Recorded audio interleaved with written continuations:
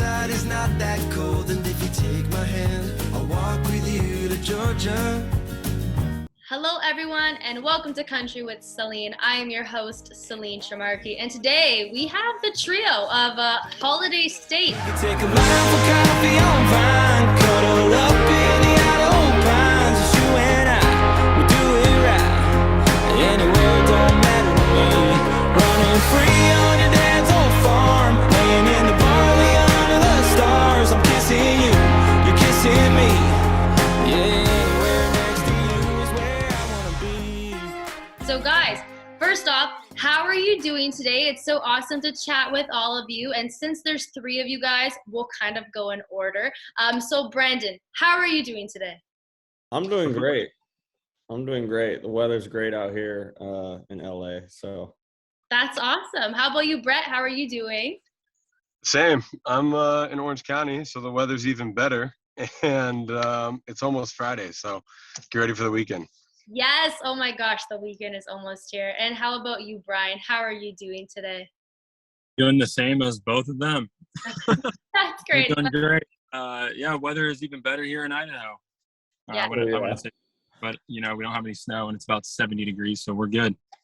Well, the weather here in Toronto is perfect as well. I mean, it was raining like literally all day yesterday and not so much today, so I will take that. But our snow is finally clearing up too, so that's a good thing. there you go, for sure. So let's get to know you guys a little bit more. So please, who is Holiday State and where exactly are you guys from? I did mention that you guys are brothers, which is so awesome. So I have stuff to talk about with that. So Brandon, please inform us on everything. So yeah, we're three brothers. We grew up in Orange County, California, specifically Mission Viejo, and we had always loved music as kids. Our parents were always playing music around the house, so we were always dancing and stuff. And then, as we got into our teen years, Bryan got his first guitar at like 12, I believe, and we kind of formed a garage band. And so we were in there. We had this old drum set that we bought off our neighbor, and it was like the biggest like piece of crap, but we made it work. So Brett was on drums, Bryan was playing lead guitar, and I was the lead singer. So that's kind of how it first started for us. And then we kind of branched out and did our own stuff. I did some solo stuff. Brett went to school to get his college degree, and Bryan was doing other music stuff as well. And then we finally came back together later on, like our early 20s, and started working on music and writing and stuff. And eventually it became the three of us. We had other people in different bands and groups and stuff, but our parents were like, you guys got to do it just the three of you guys, because nobody has the same goals as you. Nobody's dedicated as much as you guys are. So we decided to give it three of us a shot, and here we are now. So it's been working out good. I feel like I'm talking to the country version of the Jonas Brothers. Has anybody ever said that to you guys or made that joke? Not until now. First time. First time. Okay, well, there's a first for everything. So how about your mother? What did she say when you guys were like, you know what? We actually want to take music seriously and we want to start a trio and branch off into country music. Bryan, you want to take the floor on this one? She was stoked. She's always pretty much our number one fan and always will be our number one fan. When we have shows, where they can come that are local or wherever they're at, where they can come out, you always look down. We always look down on stage and see our mom and dad literally like front row right there. Sometimes we got my dad in the back and he's like over there with like a thumbs up or like pointing for like, higher, lower. Turn the mic down. They're always, our parents have always been great supporters, and they just love it that we're doing it all together. So. Well, that's amazing to have that type of support behind you, of course. And I'm sure your mom is very proud of you guys to say, those are my sons up on stage. Oh, yeah, for sure. Definitely. Begging rights are there, but that's totally acceptable. But now music-wise. So did you guys always like the same music, or did each of you, because you're all different people, so I would assume that each of you guys had different genres that you were into. So Brett, what genre did you like, or was it something that you guys always just loved country music? It was kind of different. It was all over the place. I mean, growing up in a household where my dad was always listening to a lot of the Motown era and all that stuff, and my mom was, kind of in that disco funk type of phase. We really just kind of heard everything growing up, and becoming big fans of Bryan in a sense was always more of that, pop and R&B type person that loved the harmonies and, singing in, groups of threes or fours and stuff like that. So whether they're Boys to Men or stuff like that. And myself, I always was a country guy.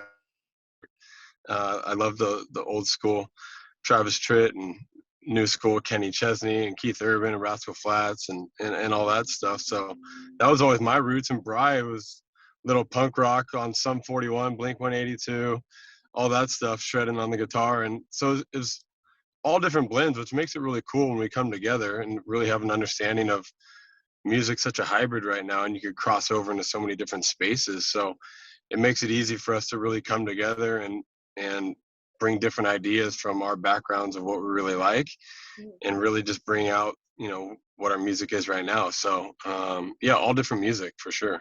Well, country music is so diverse nowadays, just like you were saying. But I feel like I haven't heard a country punk rock song yet. Yeah, right. No, yeah. That should be up on the table if you guys ever wanted to do that. I feel like that would be so cool to hear, because we've heard our fair share of country rap, like some Yep.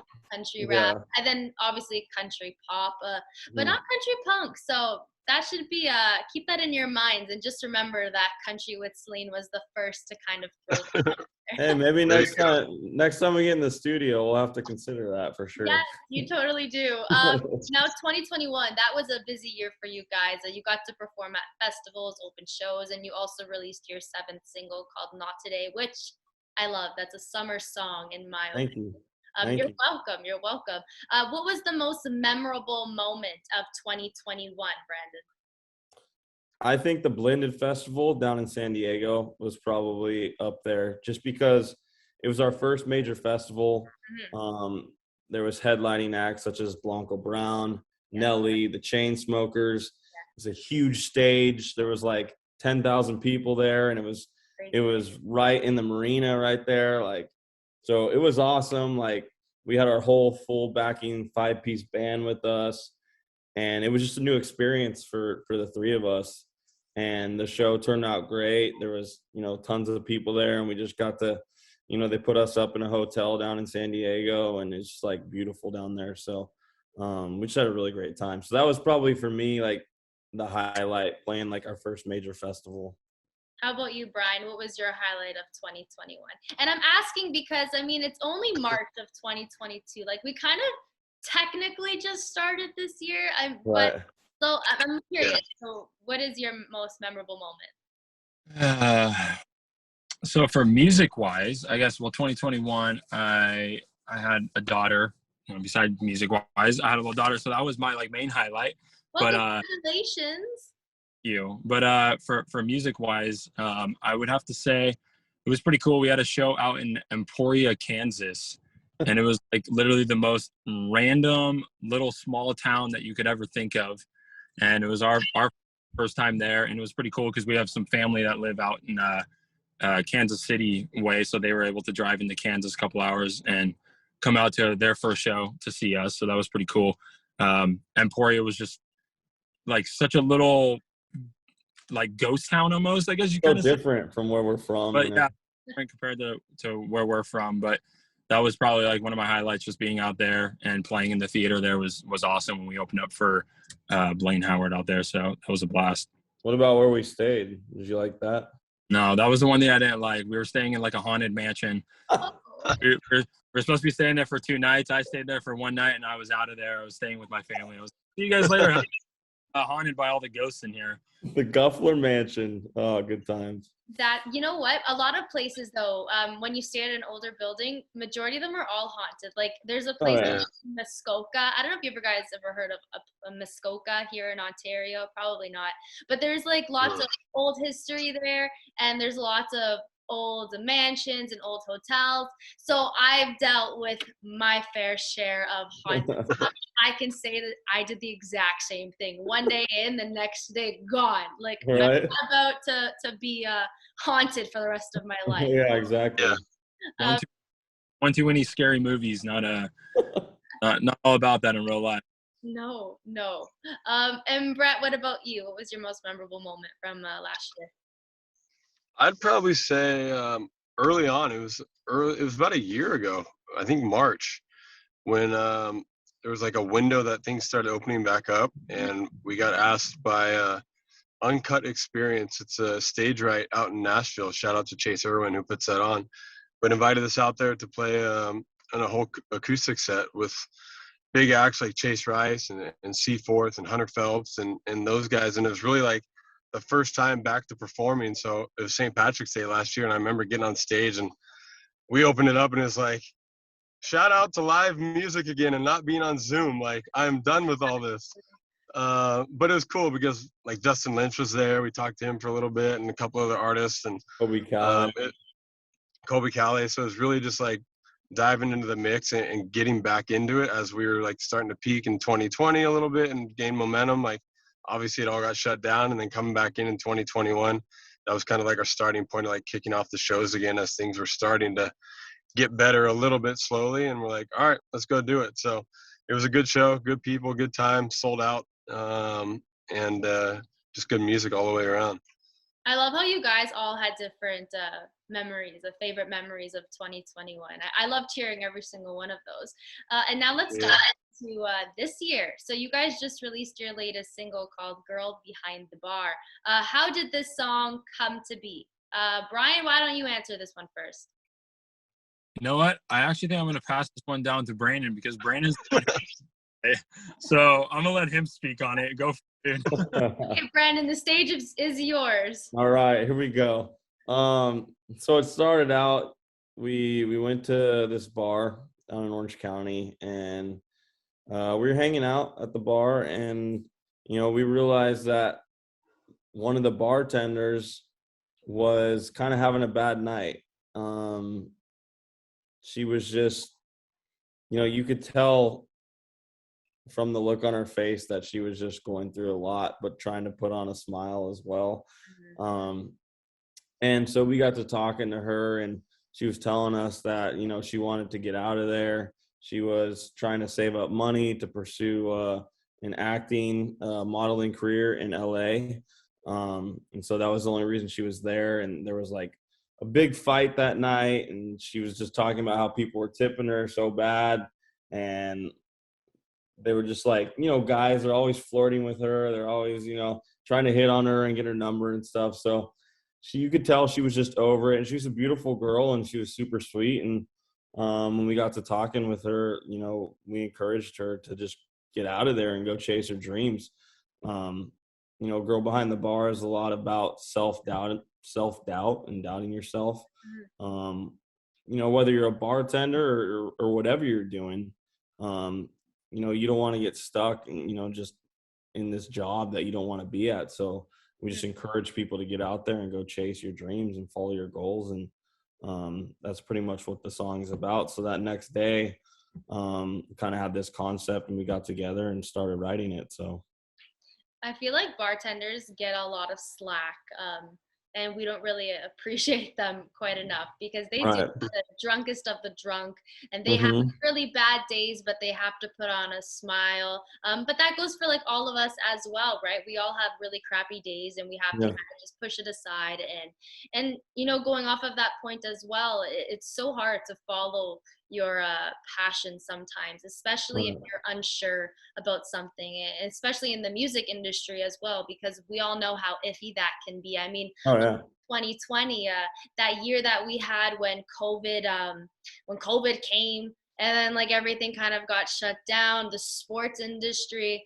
But I feel like if you're really passionate about something, just like you were saying, you gotta just go for it. I mean, quit the 9 to 5 job and just gun for your dreams, because at the end of the day, it will all work out the way it's supposed to work out, if not even better than it was supposed to work out. So I love the Right. meaning behind that song, and I love the story Right. behind that song. Now, creative process. So how do you guys, you were just saying how that song came to be, but how about like other songs that you guys think of? Is it something that, let's say Brett has an idea, and then he talks to you guys about it and you guys decide to write a song, or Bryan has an idea? Like how do songs come to you? Is it something that you guys witness? So take me through that process. Who should I ask for this one? I feel like I should ask Brandon again.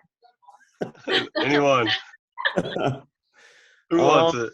I mean, a song can come from anywhere, real life experiences, what we're going through, or what somebody we know or friends or family are going through, different situations and experiences that we've had.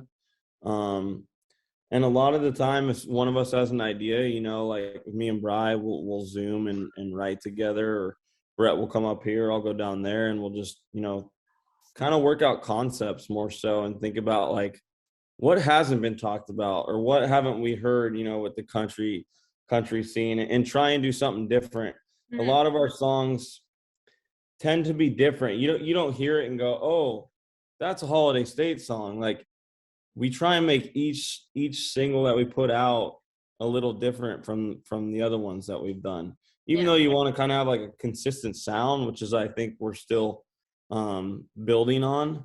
But we like to make each song, different from the rest, and that's something that we strive for.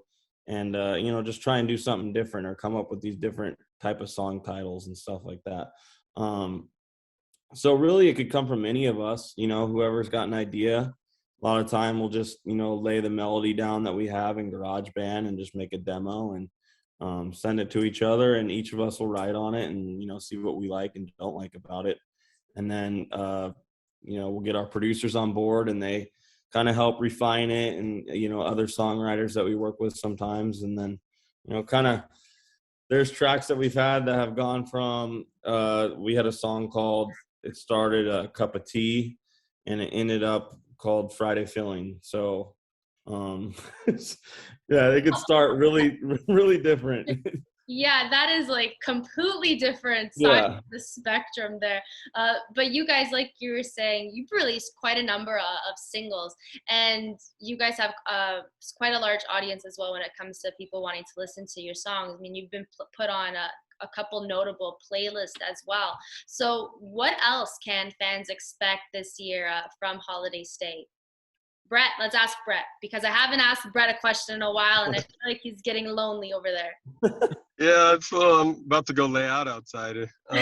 No, a lot of stuff. So COVID was great in the sense that it allowed everyone to stay home and write and really just have a bunch of music ready to go. So as independent artists, we do it all ourselves. Whereas a lot of big artists are getting hundreds of songs sent to them all day, every day. So to Brandon's point, a lot of the stuff comes straight from wherever we've experienced, or internally within each one of us. So it's more powerful, especially when we all perform, the three of us together. But no, a lot of stuff. So a lot of new music coming out. We've got a song called Indio coming out the first week of April. It's another single, which will be kind of a Stagecoach Coachella anthem. So a great like summer kickoff one. So be on the lookout for that. And a bunch of festivals. We, like Brandon said, last year we did Blended Festival. We're starting to finalize some contracts there, where that festival might be expanding out to 8, 9, 10 different cities this year, as opposed to just 2 or 3 last year. And then we'll pick up shows here and there. Like last year we got asked by Seaforth to fly out to Nebraska and do a show with them, and Blaine Howard in Kansas. So there's a lot of opportunities that kind of come like spur of the moment, week or two before. But we'll continue to book and continue to record new music and get out and connect with the fans and do as much as we can throughout this year. So it's exciting. It's good to be back out playing again. I think we're trying to put out a summer EP as well, with that kind of that Cali country vibe.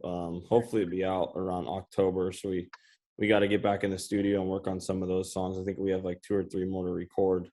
And but yeah, with Girl Behind the Bar, we actually just got on Fresh Finds Spotify playlist today. So that's a win right there. Huge. But yeah, we're looking forward to making new music and going out there and performing, you know. Yeah, this year I feel like it's going to be a really good year for you guys, and it sounds like quite a busy one. But I mean, I feel like you got to be grateful now that we're all getting busy again. Like you were saying, 2020, we were kind of all cooped up in our homes, which was a blessing in a way as well. Like for you guys, you got to write a lot of songs, but it's nice to finally start to be on the go again, especially for musicians. You guys get to play your songs for a live audience rather than Zoom. Yeah. Right? Yeah. Yeah. So hopefully we'll be in Toronto eventually. Hope if you guys Yeah, ever that'd be are in dope. Toronto, please let me know. I will come out to a show for sure. Yeah, And Absolutely. speaking of shows, anything upcoming? So within the next few weeks, do you guys have anything planned that you're going to be performing anywhere? I don't think we have anything planned at the moment. I think right now we're just pushing, you know, Girl Behind the Bar, and we're going to be pushing Indio and just trying to get, you know, publicity and promo for those songs. We actually have on the schedule, on our calendar right now, we're actually doing it's a 4th of July celebration in Menifee, California, which is like 2 hours inland from LA. And that's supposed to be like 10,000 people. That's June 25th we're doing. And they celebrate it like a week early. I don't know why, but that's just when they when they do it. So Yeah. we got like an hour set there. We're headlining that, and they got like fireworks going on after we perform. And so that's something that we're looking forward to. So that's June 25th, but hopefully we pick up some more stuff before then. So Well, that's, you know what? I like hearing that because that means summer's coming soon. right. Um, Yep. so Corner. June, like, please hurry up. This winter's not been a fun winter. Now, before I let you guys go, I want to ask a random question to each one of you and hear your answers. So Cool. I'll start with you, Brandon. So I'm going to ask you all the same question so you can think about your answers while I ask Brandon. So what is something that many people don't know about you? So what's something that you haven't told anybody? An interesting fact about you. I don't think I've ever said this before in any interview, or like it's pretty personal, but I deal with OCD and Tourette's. Oh. Yeah, kind of getting a little serious here, but it's not like necessarily Tourette's, but it's like a tick. I have like a tick disorder and stuff. So, and like major anxiety, that's something I've been dealing with for like the past 10, 11 years now. So yeah, that's something about me that nobody really knows. I mean, So. hey, for you saying that, people that are listening, when they hear that, they know that they're not alone. So that's always important why you have to say that, especially after, I keep going back to the same year, but I mean, I feel like that heightened a lot of anxiety for a lot of other people who've never experienced that before. So to hear that they're not alone in that sense is comforting in a way. Right. So I appreciate you Absolutely getting personal like that. That was yeah. uncalled for, but I liked it. I really No, I did. didn't mean to put a damper on the whole mood, No, but no, but yeah, it's music has always like been my escape. When I'm on stage, I don't feel any of that. When I'm in the studio, I rarely feel any of those symptoms or whatever, the compulsions or whatever. So music has always been like my escape. So yeah, I've heard that too with singing, that people who even if they have like a lisp, sometimes when they sing, the lisp goes away. So I mean, if you have a tick, like you were saying, when you do a certain activity, it goes away. It's very strange how that works. I know, right? Or like stuttering. I know people who stutter, but when they sing, they don't stutter at all. It's kind of crazy, huh? And you're basically like talking. It's just yeah, it's very strange. Something in your brain just like Yeah. does something different. I think it's like the adrenaline and all that. So Yeah. Yeah, it's crazy. It's crazy because there's so many times where we'll be backstage and Brandon's like, I don't think I could even go out and perform right now. He can't even breathe back there. And we're like, dude, like get it together. We got to go out there in 10 minutes. And he's like, I don't think I can do it. There's been shows where we've a couple minutes before, and then you get out there I and have he like performs and crushes it for an hour, and then gets off the stage and is like, all right, that felt good. So if anybody does have mental illness or suffers from that stuff, like make sure you're doing what you like to do, because firsthand seeing it through Brandon when he's doing what he's doing, what likes to do, it's you don't even really think about it. So, Yeah. I but think on that topic, yeah, I could talk about it for so long because there's so much to kind of dive in when it comes to anxiety and people being stuck in a certain job and wanting to kind of escape that. And then your anxiety kind of goes away when you start to do something that you love to do. Right. Um, Absolutely. Now, Brett, what's something that, are we going to dive deep again? Are we done? no, Brett Okay. will lighten up the mood. we're done. I'll give you two things, Okay. and one of them's kind of embarrassing, but I don't really care. One thing, the embarrassing thing is I still sleep with my stuffed animal that I was given as the day I was born. So I call it my bunny, and my grandma gave me it the day I was born. So That's so cuddling with a stuffed animal is the way to go. I love that little guy. And I'm sure a lot of you can relate. I know you won't admit it, but it's the truth. Um, and the other one is I like to say I'm a pretty professional line dancer.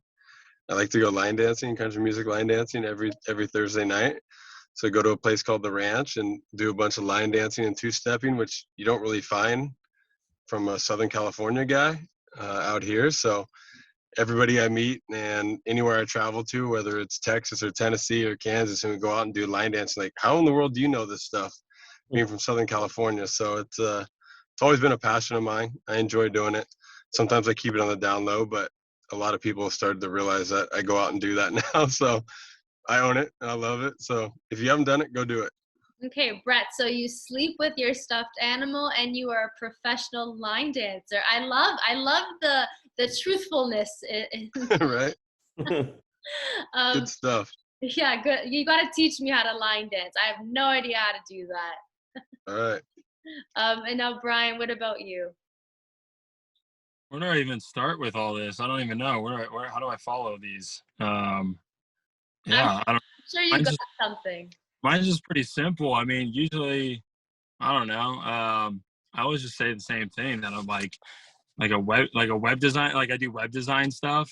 I've always kind of done web design, even before music and all that stuff. So do all the web design. And another one is I recently started and own my own golf company. So Oh. we're called Pelican Golf. And so just recently started that and got that going. And yeah, and I got a bunny like Brett, but mine's a real bunny and he actually hops all around stuff. So Oh, well, that's interesting to know.